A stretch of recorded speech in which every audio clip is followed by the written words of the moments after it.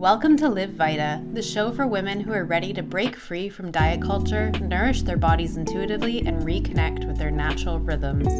I'm Shay, a registered holistic nutritionist and founder of the Vita Method, where I help women support their gut, hormones, and metabolism through practical, evidence-informed nutrition and lifestyle changes, all without the overwhelm. So whether you're struggling with bloating, energy crashes, metabolic imbalances, or just feeling confused and out of sync with your body, you're in the right place. Here we'll talk about real nourishment, metabolism, slow living, and everything in between. I'm so glad you're here. Let's dive in. Welcome back to the Live Vita podcast. I am glad you're here with me today. I'm talking about one of my favorite alternative health, holistic topics. We are talking about the sun today.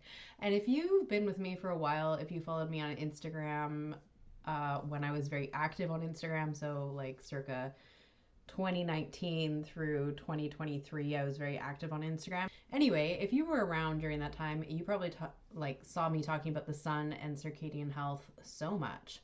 So I think in celebration of the fact that summer seems to be upon us here on southern Vancouver Island, I would talk a little bit about the solar health of our bodies, our skin, circadian rhythms, and how to build solar resilience. Now, the reason why I thought I would talk about this today is, well, for one, it's summertime, so we're all going into the bright sunshine and getting our UV, and people are starting to think about sunscreen and sunburn and all of those other things.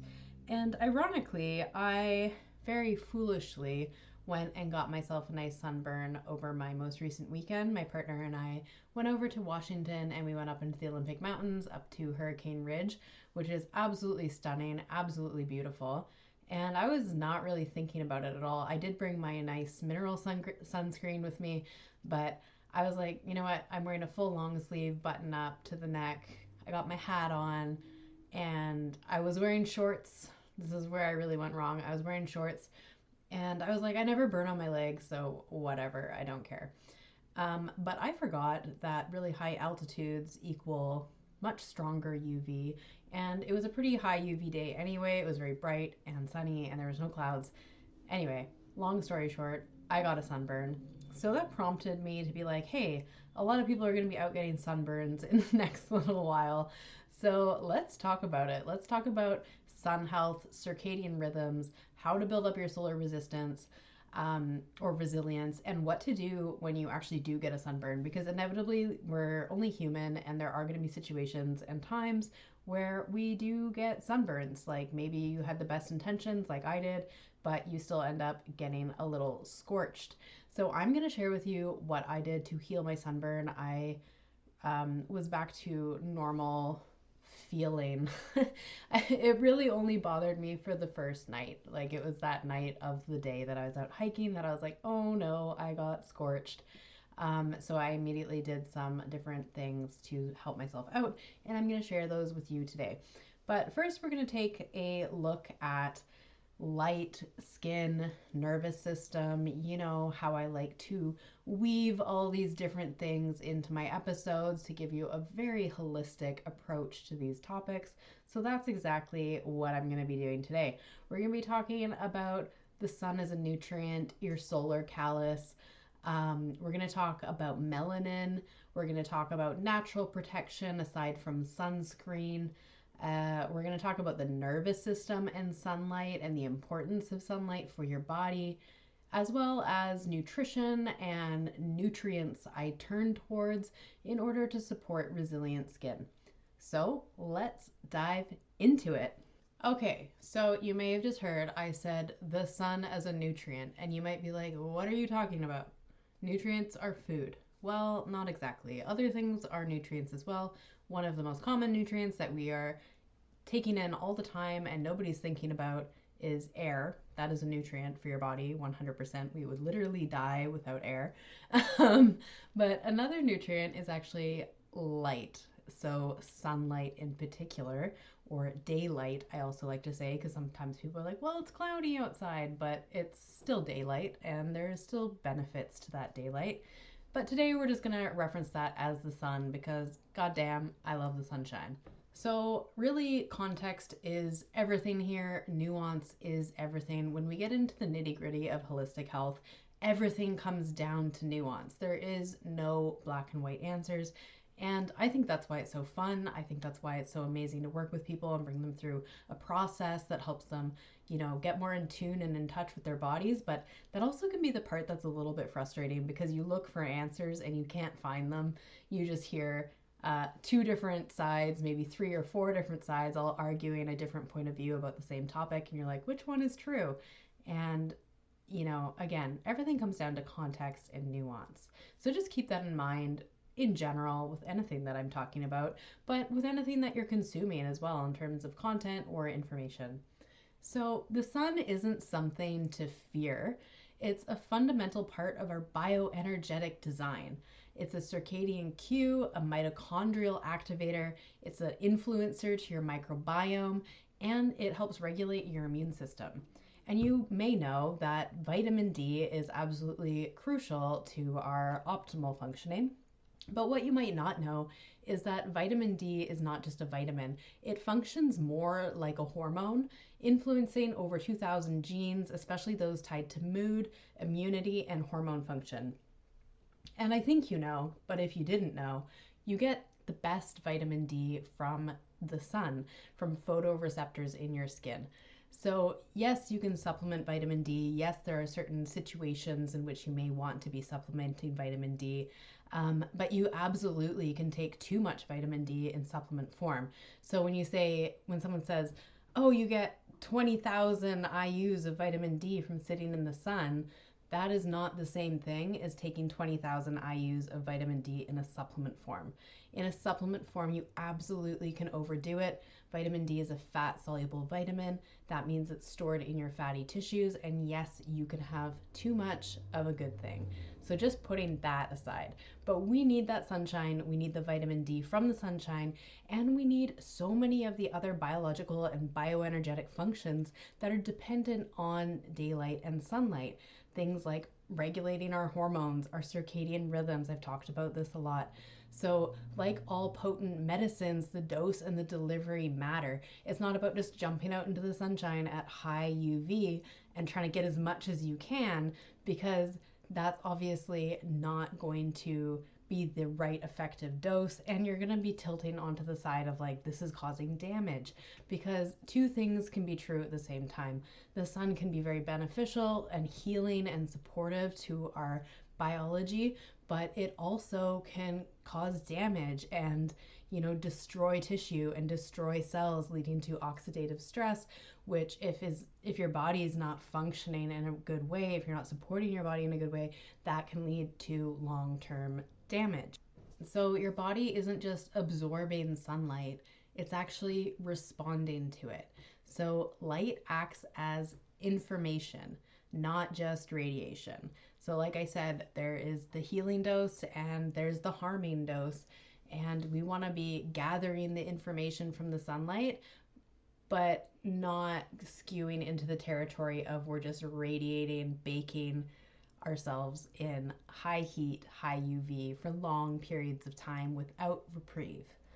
So this leads into the importance of building up your solar callus. I don't know if you've heard this term before, but I'm going to tell you about what it is, and it's a lot like what it sounds like. But first, like I said, I recently got sunburned on this mountain. The mountain where we were at was about an elevation of 5,240 feet, something like that. It was quite high up. And they say that for every 1,000 feet of elevation, you can add 10% more intensity to the UV. I, of course, looked that little fun fact up after, not before, because before I wasn't thinking about it at all. Like I said, I wore shorts, and in short, I was stupid. I didn't think about it. I brought sunblock, but I was too excited and too distracted to take time to put it on. And being outside isn't inherently dangerous. Like, you do not need to be afraid to have sunlight on your skin. Even if you are fair-skinned, this is not like something you need to be afraid about. It's something that you need to be aware about. It's something that you need to understand the mechanisms and understand how you relate to the sunlight. So it's like, am I doing all these foundational practices that set up my body to be able to respond to my environment? Or am I not doing those foundational practices? And so when my body goes into that environment, it actually becomes a stressful environment instead of supportive, right? If you're not ready for it, then yes, it's going to cause stress and damage, and you're going to get that like raging sunburn. So for me, at this elevation, very fair skin, I did get a sunburn, but it never became problematic. It was just like, oh, I got burnt. That sucks. So I have spent many years building up my solar callus, getting that early morning light, reducing PUFAs in my diet, eating skin supportive foods. So this burn that I got wasn't as bad as it could have been. And I know many years ago, I used to burn much, much worse before I started making these lifestyle changes, probably 4 or 5 years ago. But that being said, in the last year, I haven't been as diligent with them because I've had a lot going on in my personal life. So I am a little bit more aware of like where my tolerance is at. Again, I just wasn't thinking on this weekend. It happens to the best of us. So you might be like, okay, that's great. Good for you. Whatever. But what's a solar callus? What are you talking about? So your body builds up a protective tolerance to UV light. And this happens over time through the production of melanin and using up, antioxidant reserves in your body. So your skin becomes more resilient to the sun through the buildup of melanin. And this can look like, on fair skin, it typically looks like freckling, or it can look like a tan that has more red pigment in it than brown pigment. I have a Instagram post I will link in the show notes here about that, because I talked a lot about the different melanin pigments and why some people tan more golden bronze and why some people tan more reddish coppery color. So just a side note there, just being tan isn't a universal color. So the more melanin buildup that you have, the less likely you are to burn, because melanin acts as the skin's natural barrier to UV damage. So melanin has an actual sun protection factor associated with it. And this is also part of why people with darker skin tones need more time in the sunlight in order to create vitamin D through their skin. So if you are very fair skinned, your body has adapted to the environment of your origins, which, if you're very fair skinned, you probably live somewhere in the northern hemisphere, somewhere where it doesn't get as high UV. And so you needed really fair skin to be able to absorb vitamin D. Whereas, and you don't need as much protection from the sun. Whereas if you live somewhere more south, near the equator, something like that, and you have a darker skin tone, darker complexion, your body needed more melanin in order to protect itself from the sunlight. But that also comes with the trade-off that, like, in those environments, you don't need as much sunlight to synthesize vitamin D. But if you leave that environment and say you go somewhere northern, you're going to have a harder time absorbing vitamin D from the sunlight. And so it's more likely that you're going to need to supplement. So a little side note there. But melanin isn't really just about skin color. It's your body's translator of light into energy. So when you're chronically depleted, your body may pull melanin inward to protect your brain and your adrenals and your heart. And this can show up as an unhealthy appearance of pale skin, like no vibrancy. I'm very fair skinned, but there's still vibrancy to my complexion. But when you see somebody who's very fair skinned, but there's no vibrancy, or you see somebody who actually has a darker complexion, but they're looking kind of like wan or pale. Another thing can be pigment loss or graying hair, although graying hair is also partially genetic and it can be influenced by zinc and copper balances as well. But we also see a loss of pigment when we are not functioning in an optimal state, and so the body is actually starting to pull melanin in towards the organs. Now we can look at some of the functions of melanin. A lot of this has been put forth by Dr. Jack Kruse, who is a neurosurgeon and a trailblazer sort of researcher and health optimizer who has put a lot of information forward for free regarding circadian biology, light therapy, and environmental health, as well as mitochondrial function. So if you're into this kind of stuff, I would definitely recommend going and reading through his body of work. There's so much information there, it is wild. So some functions of melanin, and again, keep in mind, like, we need sunlight to create melanin, and then our bodies use that melanin to do different functions. So one of them is transforming sunlight into useful energy. So again, think about it this way. We are mostly water and electricity, along with some minerals and some other things that make up our bodies. I've talked about this in previous episodes. So melanin has the ability to absorb a broad spectrum of light, especially UV and infrared light, and transform it into an electric current within the tissues that supports mitochondrial function and ATP production. So supporting your body's ability to create energy, so important. And then it also helps regulate water and redox within the cell. Melanin interacts with structured water. Listen to my episode 4. I talk a lot about hydration and some of the deeper ideas around hydration. But melanin interacts with structured, easy water and contributes to cellular coherence, so creating structure and order within the body. This links to the 4th phase of water, which is very crucial in Kruse's model for efficient energy transfer and reduced entropy in cells. And then melanin also helps with deep healing and regeneration. So melanin-rich tissues like the brain and the substantia nigra, adrenal medulla, and the eyes suggest that melanin plays a role in protecting high-demand areas from oxidative stress, while optimizing their energy potential from environmental signals. So again, sunlight coming in, giving us that electric current that helps us create energy through our mitochondria and our ATP production, while also protecting these cells that are constantly, being used or being exposed. It also, the mainstream view is that melanin basically is just there to block out UV. Like I said, melanin has its own sun protection factor, so its own SPF rating.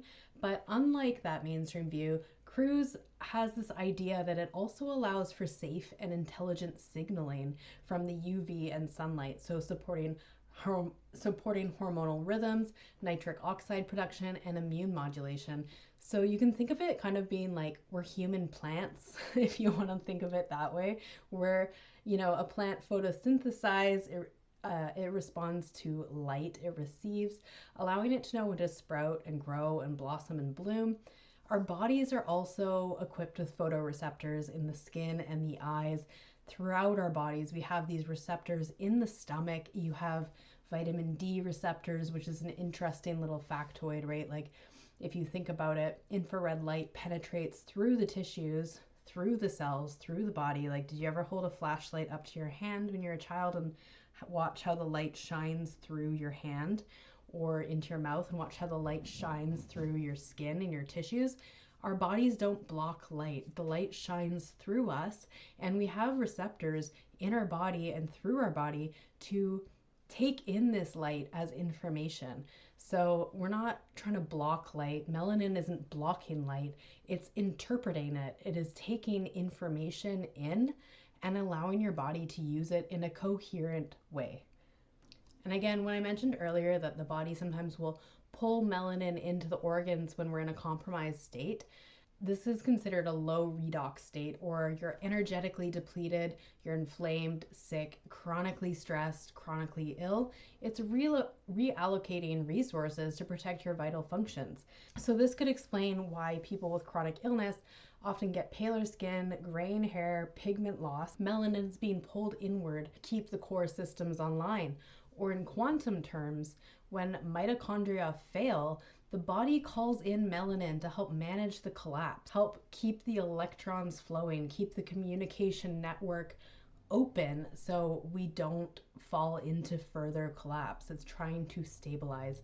And this is also why sunlight and daylight are so important to our overall health. And it's such a simple, effective, and easy to access tool. Like, you literally just have to go outside. You literally just have to go outside, and you have to make a habit of going outside and being intentional about your time outside. So a lot of this is still speculative in some areas, but it resonates very deeply with what we see in a clinical setting, from long-term stress, trauma, illness. The actual surface of people starts to dim and collapse. They're not vibrant anymore. They look pale, ashen. I've seen this in people where it's like they're chronically struggling and they look ashy. They look gray, right? Whereas you see somebody who's vibrant and healthy, they have color, vibrancy, and light coming off of them. So that's the lowdown on melanin. We could do so much on this topic.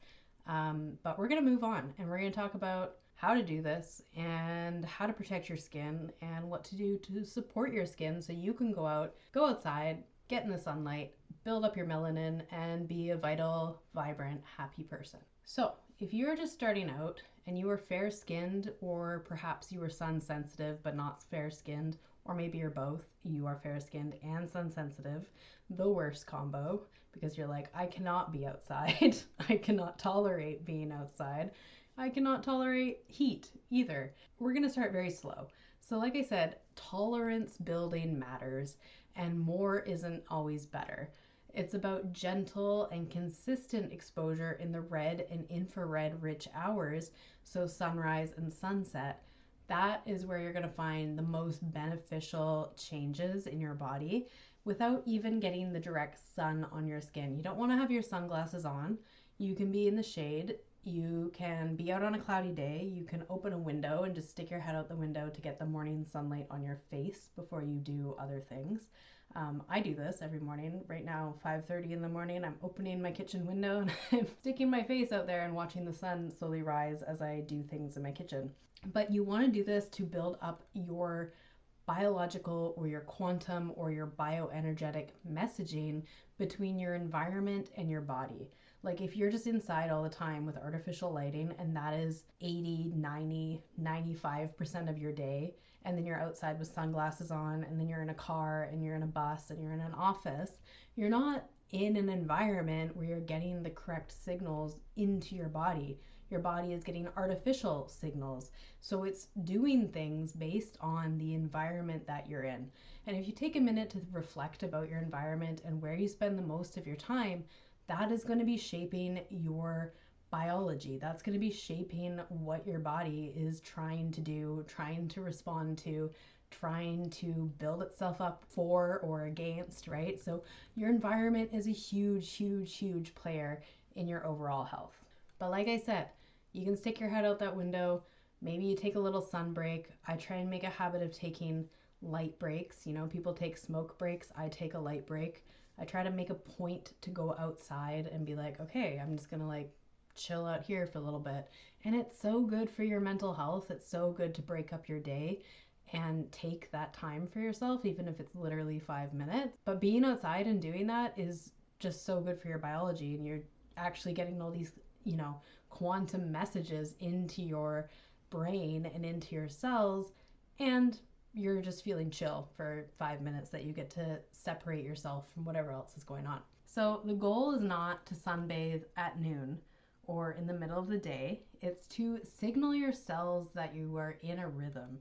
The red light at dawn and dusk is what supports mitochondrial repair, reduces oxidative stress, and actually preconditions your skin for safer midday exposure, if and when that becomes right for you. And you may have heard of or seen red light panel devices. These are actually mimicking sunrise and sunset and that infrared light that we can get naturally from the sunlight. So you can do a red light panel if you mimic sunrise and sunset, or you can just go outside for sunrise or sunset. I'm sure that you were up at one of those times. So I'm sure that you can get that signal into your brain and on your skin and in your eyes at one of those times. But you can think of it this way. You don't need to earn your sun tolerance by burning. You can build it up slowly, intuitively, and seasonally, and then you can use these next things in order to support yourself and protect your skin while you are building up your solar callus. Because what we're doing here, exposing ourselves to the light early in the morning, late at night, you eventually start exposing more and more skin to actual direct sunlight early in the morning, late at night when the UV is low but the red light is high. That is what's starting to build up your solar callus. So you want to start there. So what can you do to protect yourself from the sun without disconnecting from the sun. Solar protection does not come from a bottle.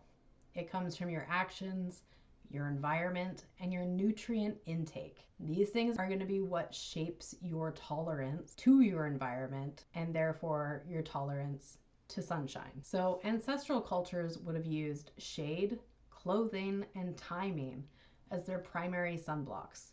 If you go to a hot country, the people who live in that country are not out in the heat of day. They are not out doing things when the sun is highest in the sky. Their rhythm is aligned to the place and the environment in which they are living. They're using the time of day, shade, clothing, and building their routines to structure life around the sun. Unfortunately, a lot of us in North America, we don't do this. I wish we did, but we don't. So for modern times, the best options are to use a physical or mineral sunblock made with non-nano zinc oxide that sit on top of the skin and reflect UV light back rather than absorbing into your skin. I like to see these with a saturated fat base. So tallow, coconut oil, shea butter, cocoa butter, mango butter, any of those making up the base of the sunblock, I would gear towards because those fats are very stable with UV light. If you see something like safflower oil or sunflower oil or I don't know, God forbid they put canola oil. If you see something like that, I would be more wary of it because those oils oxidize quickly in the sunlight. So they're not doing any benefits to be on your skin, oxidizing on your skin in direct sunlight. It doesn't make sense. So we want to see something with a nice saturated fat base and then non-nano zinc oxide mixed into that. And you want to avoid chemical sunscreens like the oxybenzone, avobenzone, the benzenes in general, which can disrupt hormones and increase free radical formation when they break down under UV light. And another interesting thing about these is that instead of reflecting the UV light back out, off your skin into the atmosphere, the sunscreen goes on your skin, it absorbs into your skin, the UV light absorbs into your skin, but then the UV is absorbed by the chemical in the sunscreen, which I don't really understand how that works. I'm not a scientist. Somebody who is a scientist, maybe you can explain it to me. I could probably look it up, but I'm not going to right now. But it just doesn't make sense to me that you would have a chemical sunscreen that you put in your skin. The chemical absorbs the UV light so it doesn't do the damage, but then where does the chemical go? It breaks down and then it has other side effects. So why bother? I don't know. We can just use a physical sunblock like non-nano zinc oxide, minerals. Okay, so we can also use clothing. So loose weave natural fabrics like linen and cotton, they still allow airflow and a small amount of UV transmission. So they're going to protect your skin while still supporting melanin production. You're still getting a little bit of that signal through the weave of the fabric, but it's not so much that it's causing damage. And unlike synthetics, which trap heat and can block the good light, these fibers breathe with your skin and they can help regulate temperature while shielding you from burns. So if you're like, I can't stand the heat, I can't stand any of it, let's think again about people who live in really hot countries. I'm thinking the Middle East. I'm thinking desert right now. And if we think about desert, what do they wear? They do not wear shorts. They do not wear tank tops. They wear full coverage. And that is designed for that environment. Full coverage because you don't want all that sun penetrating your skin all the time, but you want it to be easy breezy, comfortable. Okay, we're just thinking like cool desert fashion right now. I am thinking Dune meets the Aiel of the Aiel Waste and Wheel of Time, and I'm almost done reading that book, and I'm just going to share fun facts with you right now. Why not? I'm going on a tangent. All right, so also linen reflects infrared light, helping your body stay cooler, especially useful for keeping your nervous system regulated in the heat because big temperature changes, like being in really hot weather, dry heat, it can actually spike your anxiety a little bit as you kind of breathing becomes a little harder, more labored, things like that. So we want to feel cool, we want to feel easy breezy because that also helps regulate our nervous system state and keeping us nice and calm and grounded in the sun. So we want to think about it as smart sun care, not fear of the sun. We're not blocking the sun. We're not Mr. Burns. You are modulating your relationship with it based on the season, your skin tone, how you're eating, how you're supporting yourself, how you're getting that melanin, how you're getting that light in your eyes, and as well as your current stress load. Taking a quick break to talk about something that could completely change the way you approach your gut health. If you're constantly dealing with bloating, sluggish digestion, cravings, or other imbalances with your metabolism and hormones, my free gut guide is the perfect place to start. It's a simple resource to help you restore digestion and rewild your gut in just 7 days. This will get your well-being right back on track. You can grab the gut guide as well as my other free resources at vitaessentia.com/free-health-guides. Also, the link's in the show notes. Now, back to the episode. So, where does diet come in? That is the piece of the puzzle we have not talked about yet. All right, we're talking about PUFAs, not FUPA. Your FUPA is beautiful, I promise you. But we're talking about PUFAs, polyunsaturated fats, especially in particular from industrial seed oils. So not your polyunsaturated fats from your wild salmon, not your polyunsaturated fats from the little sprinkle of pumpkin seeds or whatever that you put on your salad. We're talking about polyunsaturated fats from industrial seed oils, highly processed, deodorized, treated, all of the stuff. Those oils oxidize very quickly under heat and light. And when they're saturated into our diets, because if you read the ingredient lists of many things, you are going to find tons of these industrial seed oils. If you eat at restaurants a lot, you're going to get a lot of oxidized canola oil. I'm sorry, people do not change their fry oil very often, not as much as you would hope. I've worked in restaurants, I know. But these oils, they eventually build up in your fatty profile of your tissues, your fatty acid profile. And when we have a lot of PUFAs, too many PUFAs, way too many of these relative to saturated fats, way high omega-6 relative to omega-3, that can increase your sun sensitivity and overall increases your total body inflammation. It drives inflammation and you will burn faster. I say this with some personal experience with it, and I know a lot of people who have had this exact same experience. But this doesn't mean to fear all fats, and it does mean to consider how your fatty acid profile is going to contribute to your skin resilience or reactivity. What is in your diet? What are you choosing? Are you reading your ingredient labels and understanding what you're putting in your body? I don't mean this to freak you out, and I don't mean this to drive food fear, because I will eat chips. I will eat like fried fish. I have food that comes out of a deep fryer occasionally when I specifically want that food, and I'm not freaking out about it, you know. There was a time in my life where I was freaking out about it, and I would absolutely not eat that food because I was horrified that if I ate it, I would be dying somehow. But everything in moderation, you know, you can have a little bit of this, a little bit of that. It's not going to break the bank. But when your savings account, your theoretical savings account, aka your fatty acid profile, is basically all PUFA, then you know, you're not in a good balance. You're not in a good balance and you're going to run into problems. Like, we could just say that your fatty acid profile is highly in debt and you are not making any money, so you're not paying off that balance. Whereas when you have a more balanced approach, you got money in the bank, you have money in your savings, money in your checking. Yeah, maybe there's some money on your credit card, but you could pay it off. It's not a big deal. So we want to approach our nutrition and the way we think about things with a similar level of flexibility and safety and security, not with fear, not with anxiety, not with, oh my God, I can never eat a French fry again in my life because PUFAs. Okay, so that being said, we do want to be aware of these things because you don't need excess canola oil or any of these things driving inflammation in your body and making you burn easily. And there's so many other things that too much PUFA does in your body that has a negative connotation. And some of this is really anecdotal, but when you see anecdotal evidence from literally hundreds of people, you start thinking, hey, there's probably something to this. And there's also research to support this as well, although recently the seed oil stuff has come under a lot of scrutiny. And people are really getting controversial with it again. But that's the way of nutrition. It's always controversial. So, women who are raised with a sort of diet culture mindset, which is again is why I said we're not here to fearmonger these things. We're here to build awareness.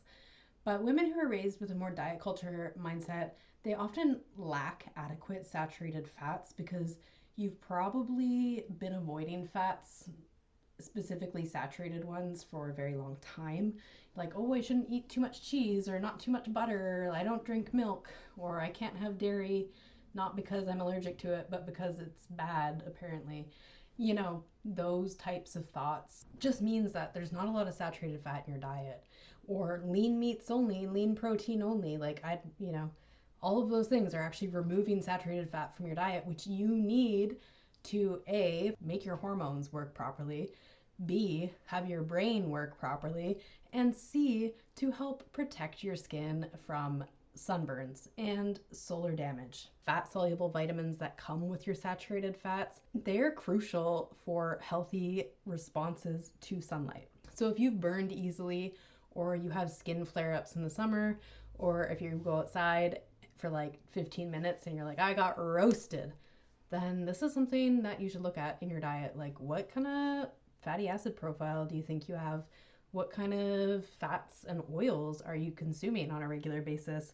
Are you reading your nutrition labels and seeing like what oil is in this? Because, oh my God, when you start reading nutrition labels, it's pretty crazy what they put in food. You're like, why is that in here? Why is that in my bread? There's also some research that shows that PUFAs, particularly linoleic acid, oxidize when they're exposed to UV light, producing lipid peroxides that increase skin damage and aging. So studies have shown that high PUFA diets make animals and humans more prone to photo damage. Just food for thought. And in my own experience, I definitely ate a high PUFA diet for a really long time. First, when I was a teenager and I ate like the worst processed food diet ever. And then when I slowly shifted towards vegetarian and veganism, I did not eat saturated fats like at all. Like the only time I probably ever had any saturated fat ever was when I had like avocado. I can't think of anything else off the top of my head that would have had like significant amounts of saturated fats. Maybe nut butters, I suppose. No, they wouldn't have it. So yeah, no. But anyway, when I started changing my diet and I went more traditional, ancestral, whatever, animal-based foods in 2020. By 2021, I started noticing a difference with how my skin responded to sunlight. I was no longer like just roasting.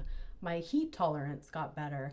I was no longer getting severe sunburn when I spent a little bit too much time in the sun. I got pink, but it went away really quickly. And then shortly after that, maybe like 2022, somewhere around there, I actually started tanning. And I was like, this is crazy. Like, I'm actually getting kind of a little bronze, but I mean, my tan is still very, very, very fair. But it's a difference and it's interesting to me. And I've started getting more freckles, things like that, where for a long time I didn't get freckles. And I remember when I was a kid, I had so many freckles on my face. I remember as a kid, I would get tan, like my feet would tan, my legs would tan. And then somehow that went away and it didn't happen anymore for many, many years. And I couldn't tolerate being in the sun for so long.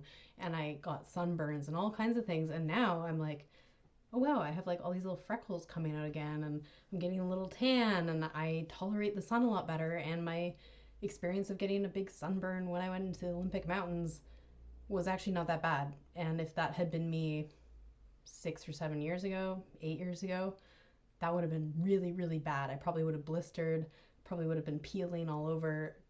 It'd be a nightmare. So that's my anecdotal evidence. That's my personal story. Like I said, some of this is very controversial, so I'm just telling you how I see it, and you can figure it out for yourself because you are an adult and you can use your own brain and make up your own mind. That's autonomy. That's radical responsibility, and that's what we're here about. I also wanted to touch on something here really quick before we get to the end of this episode. which is your nervous system and sunlight, and why some people get depressed in the summertime. So, the thing about light, like I said, if you're always indoors, we have radically altered our light environment. So, indoors, most people are exposed to a maximum of like 500 lux, which is the rating of brightness from the light. Well, natural daylight is often over 10,000 lux, even on cloudy days. So, your body is primed to get this signal, but you're getting less than 50% of it, if not less than that. Most bright buildings, unless you're under like really bright fluorescent lights, it's not 500 lux, it's like 100, 75. It's not bright. So your body might be awake, but your circadian clock is confused. You're not getting the correct signals. You're not getting the input from your environment that your body needs, which leads to sleep, digestion, mood, and hormonal issues, as well as issues with your skin. And this is important because sunlight helps regulate your mood via serotonin and dopamine. So, neurotransmitters are often dysregulated, as we know, in depression. Morning light exposure can help improve energy, emotional regulation, and reduce symptoms of seasonal affective disorder. So, if this is an issue for you in the winter, getting that morning light important. However, what happens when you get the daylight and it's summertime and you feel worse? You're like, but you're telling me the light is so good for me. Why does it make me feel like shit? Well, for some people, especially those with HPA axis dysregulation, chronic inflammation, or trauma histories, the return of sunlight, especially in spring and summer, may create a mismatch between what the body is capable of and what the environment is signaling. If you want to be curled up in a little ball inside yourself, cozy, warm, safe, hibernating, and then there's this signal and demand saying it's time to bloom, blossom, and be outside, that can create a lot of dysregulation in your nervous system and make you feel more stressed and less safe. So if that's you, I feel you, and it's okay to ignore the sun a little bit and be in your cave. But I do think it is important to still start building in these routines slowly, gently, with exposure over time so you can build up your resilience. Because more light means more mitochondrial demand. If your energy systems, your mitochondria, are depleted, your body can't meet the increased input. It can cause agitation, anxiety, depressive symptoms. It's like there's this demand coming onto your body energetically, and your body can't respond, and so all you feel is worse. And some people might experience this as like a light overwhelm or sort of a light induced dysregulation where you've been under an artificial light for so long, all winter maybe, or just like that's kind of your lifestyle. Maybe you're a basement dweller. No shame, been there before. But you don't have the tolerance, you don't have the buildup, you don't have the inputs. So you have to slowly start building these in over time. And I do know this because I used to stay up all night. I'd be up throughout the entire night and I would sleep for a lot of the day and I barely got any actual sunlight. There was a point in my life where that literally was true. I was up through the night and I barely got any sunlight. And when I first started changing these things, it was a shock to my system. Like it was not natural. But now it feels very natural and it feels very good. Like it feels awesome and energizing and so vibrant. So that is to say that if you are the basement dweller and you're like, I am awake throughout the night from 10 p.m. to 4 a.m., that's my thriving hours. What are you talking about, daylight? You can do it. You 100% can do it, and you can change it, and you can change it very slowly at your own pace. However long it takes you is how long it takes you. You just have to see the value in making this change and be like, I want that. I want to feel energized. I want to feel good. I want to feel alive, And if that's what you want, then you are going to take the steps to get there, and you're going to do it in your own way, in your own time, at your own pace, in the way that feels good for you. And if you're like, hell yeah, I want that, I'm totally here to help you. You can always message me. My Instagram inbox is always open. My handle's at shay.vita. I'm happy to kind of answer some questions for you or help navigate that a little bit to the best of my ability. But I digress. This is why gradual sun exposure, light tolerance building, and supporting your minerals and your nutrition and your nutrients are so important for your mood and resilience, especially in the summer months, especially if you're like, I just feel worse in the summer. And we have to acknowledge too that demands tend to increase in spring and summer. Suddenly, everybody wants to do everything. There's massive pressure to go outside, be outside, thrive, enjoy everything, live your best life, be all the things all at once for like 4 months of the year. Pressure is high. And if you're already in a depleted state, that just feels completely undoable, overwhelming. Absolutely no, I'm closing the blinds or wrapping up in a blanket and I'm not going outside for 4 months. So I get it. If it feels like too much, start where you're at with what you are capable of doing and what actually feels good for you. If that's sunrise, great. If that's sunset, great. Maybe you get the sunset and you stay up all night. Great. Start somewhere. Maybe you didn't get the sunset before and you were just up in the dark. So start where you're at and figure out how this works for you and how it's going to help you. All right, so that's all the deep, dense information for this episode. But now I'm going to tell you what I did after I got my sunburn and what I did to make it go away and heal or regenerate as fast as possible. Now, I'm going to ask you a quick favor. If you love this episode, I'd appreciate it if you took a moment to leave a review, give me some stars, or share it with a friend who needs to hear this. If you have a topic that you'd love me to talk about, contact me at shay@vitaessentia.com. And if you're ready to start rewilding your gut and improving your well-being, don't forget to download my gut guide. You can find it under the free resources section of my website. And all the details are in the show notes. So the very first thing I did was be like, oh shit, I'm sunburnt. So I drank a lot of water. I drank a lot of mineral water. And I just tried to saturate myself with as much water as possible without, overdoing it, because you can totally drink too much water. And then I had a really nice, cool shower, like not warm at all, very cool. It was very soothing. After that, I slathered myself in tallow. Tallow is very rich in saturated fats. It has some vitamin A and some vitamin E in it. So that's very soothing and restorative for the skin after getting sunburned.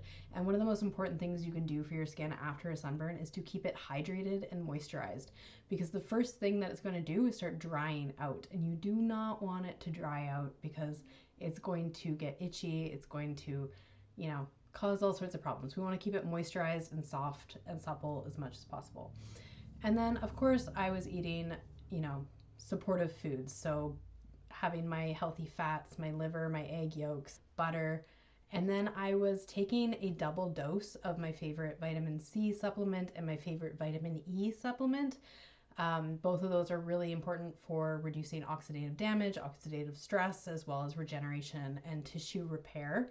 And then I was also having some collagen-rich foods. Lucky for me, I had just made some gelatin gummies over the weekend that were with cooked and blended strawberries and then gelatin, so another source of vitamin C, protein, and glycine and gelatin, which are all really supportive to repair the skin. And then one of the very important things that I did the night of my sunburn is I not only took this big dose of my vitamin C, vitamin E, and whatnot, I also took 2 Advils because I wanted to reduce the inflammation and the discomfort of the sunburn, because it was hot and it was annoying and it was uncomfortable. Like, I couldn't put on pants and I didn't want to have anything touching it because it was sore. So I took some Advil so I could sleep, because sleep is absolutely fundamental to cellular repair. If I can't sleep, my body is not going to be healing itself. So I made sure that I was able to sleep by taking the Advil. I made sure that my room was pitch black by using my blackout curtains. I actually have 2 blackout curtains layered on top of each other, so it really is a pitch black cave in our room. And being in that pitch black room is what's going to stimulate melatonin. And melatonin is absolutely essential for repairing tissue damage and other forms of damage. So those were the big things. And I also put my legs up, so I was allowing drainage from the legs from any of the swollen tissue, allowing drainage from the damaged tissue, so having my legs up on the wall kind of thing. And I was doing this while also having a cold compress on them at the same time, so that was really taking a lot of the heat away and just felt really soothing and comforting, and then putting the tallow on. So the other thing that I did was trust my body. Instead of worrying about the damage, instead of being like, oh God, I got sunburned, oh God, the damage, I was like, you know what? That sucks that I got a burn. I was pretty stupid. It was stupid of me. I'll admit it. But you know what? I'm doing all these things to support my body, and my body's going to heal. It's going to repair itself. It's going to be fine.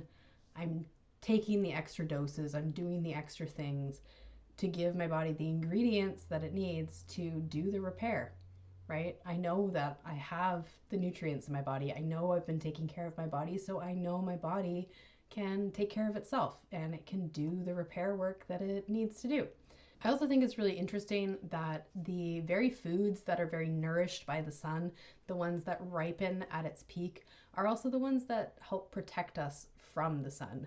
So some of the foods that I incorporate just in general through the summer, because they are A, in season, and B, they are functional, are things like berries that have lots of vitamin C, tomatoes and watermelon, tomatoes rich in lycopene, leafy greens with their magnesium and their antioxidants, and then our nice rich fats, like our raw dairy, our eggs, our liver, providing vitamins like vitamin A, vitamin D, and vitamin E, all very, very essential. Like retinol is absolutely essential for having good solar health. So those are some of the things and principles I follow after sunburn, which I'm hoping that is the only sunburn I get this year. I am not going to be stupid anymore. I hope. You never know. Maybe I will be. And then eating those foods and just knowing like, hey, I'm building up my cells right now. I'm giving myself all these building blocks so my body can do stuff and do it well. So instead of fearing the sun, what if we just fed ourselves and shaped our lives in alignment with it? What if we let seasonal rhythms, ancestral nourishment, and intuitive guidance lead the way? You know, we could respond to things with more grace, more understanding, more depth, and less fear, more empowerment. So to recap here, as we wrap up this episode, here is what you are going to do if you want to build up your solar callus, if you want to stop getting sunburns, and if you want to feel alive and thriving in the sun without being afraid of it. Number one, we're actually going to do this in the spring, but you can start now. You want to do this all the time, year round, but especially start in the spring because you are priming your body for the gradual increasing intensity of UV. We want to start with morning light. 5 to 15 minutes outdoors within an hour of waking in the red light. And let's say within an hour of waking, assuming you're waking up around sunrise or within, early morning hours. We want to be outside in the early morning hours when the light is still in the red light, the infrared light. So this is earlier in the day. If you can't do that, you can do it later in the night, in the evening, starting there, depending on what your schedule allows for you.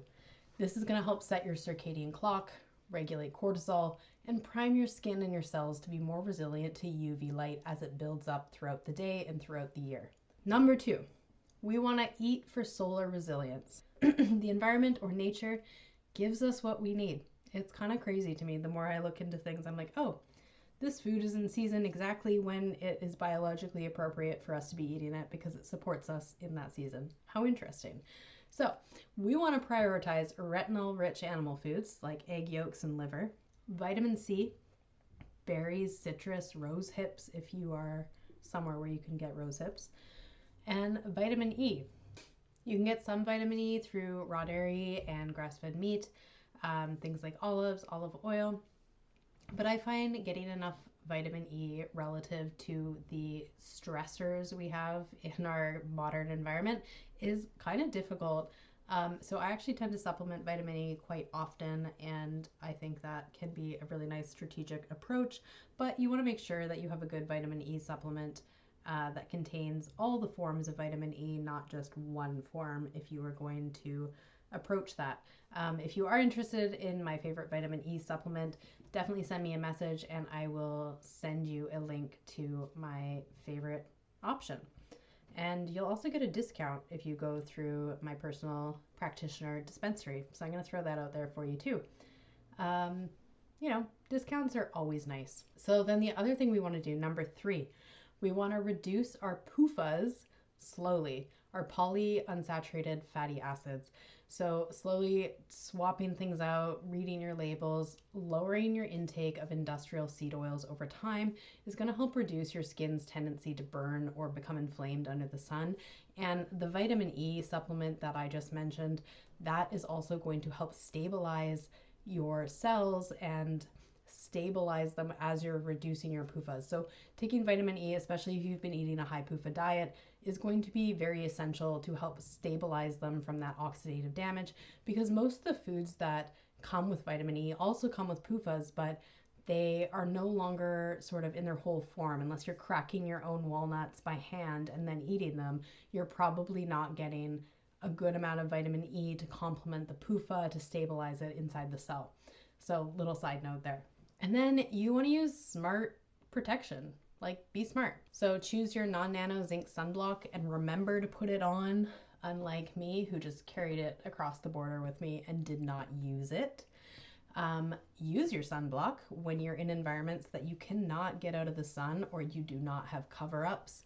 So we're going to use breathable linens and cottons as cover-ups to protect our skin, full length, full sleeve, full pants, going back to that, dune aesthetic or that Aiel warrior in the Aiel waist aesthetic. If you don't know what I'm talking about, that's cool. If you do, that's so cool. So we want to cover ourselves up when we are in the sun and we cannot get out of the sun. Alternatively, go in the shade. Use a hat, use a parasol if that fits your aesthetic. I think that would be cool. I would love to be somebody who used parasols, but it's not practical enough for me. But I think they're cool and functional. So find that shade, use a hat, cover up, and then when you can't get out of the sun, make sure you have your sunblock. We also want to make sure, number 5, that we're hydrating wisely, getting our nice minerals in there. Listen to episode 4. I feel like I've mentioned a lot of things that are in episode 4 in this episode, but hydrating with our minerals, supporting cellular hydration, repair, and allowing our cells to detox the gunk from being in the UV exposure. Then our evening routine, number 6. And this is the last one. The evening routine matters too, because what did I say I did when I got my sunburn? I made sure that I got enough melatonin production, which I did by sleeping in a pitch black room. Because melatonin is your skin's overnight antioxidant. It helps repair the damage from sun exposure, reduce inflammation, protect your mitochondrial health. It's so important for so many things. It's like so great.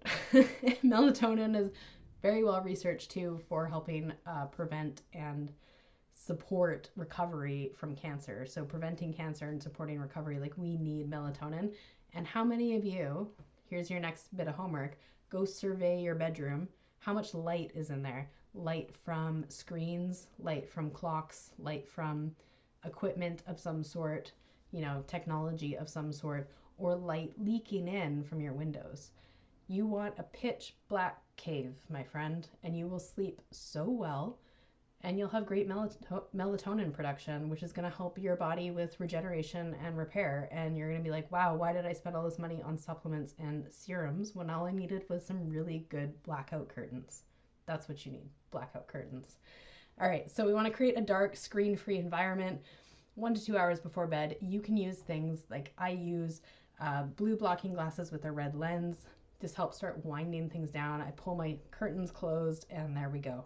Because what you do at night is just as important as what you're doing under the sun for your overall circadian rhythm, your overall bioenergetic health. I hope this episode was enlightening for you. Haha, pun intended. But the sun is not the enemy. Our disconnection from nature, our disconnection from our own body wisdom, that is the enemy. That is the thing that we need to become aware of in order to take authority over our own lives. So when we fear nature, instead of learning how to dance with it, to be with it, we lose the power of true regulation. Your body was designed to live with light, not in fear of it. And while sunburns happen, mistakes happen, what matters more is how you respond. Are you responding with fear or empowerment? Are you taking steps to support your body, or are you freaking out? So this summer, let this wellness be your guide. Be intuitive and informed. Let it be grounded in circadian rhythms, gentle exposure, this ancestral wisdom, without chasing perfection.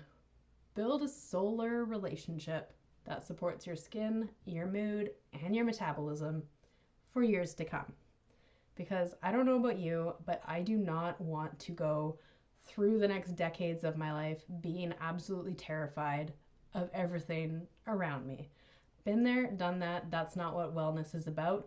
Wellness is about your well-being, which means you need to be empowered with information and action steps to take that are simple, sustainable, practical, and honestly pretty easy to implement. If you like this episode, I would absolutely love it if you left me a review, Apple review, leave me some 5 stars on Spotify, send me a message on Instagram. I would love to hear what you think. And again, if you have any questions, you can reach out to me on Instagram. My handle is @shay.vita. Thanks so much for tuning in. Hope you go out and enjoy that sunshine.